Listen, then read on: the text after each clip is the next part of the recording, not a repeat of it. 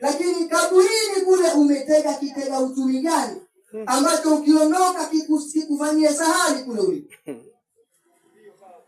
Hatuna kitega uchumi hata kimoja.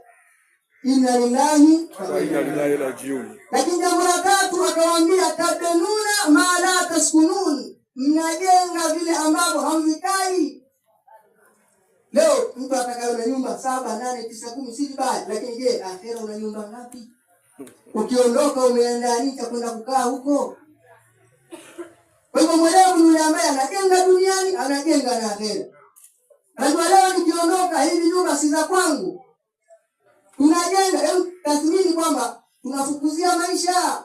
Unapata mashallah jengo lako utalikaa ndani ya miaka 20, 15. Sababu unajenga na miaka 40 umetafuta sana.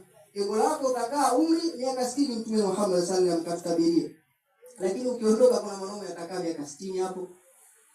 Ima itauzwa, kuna mtu ambaye hajajenga atakaa sana ndio yeye. Kwa hivyo tunajenga lakini vitu ambavyo hatutovikaa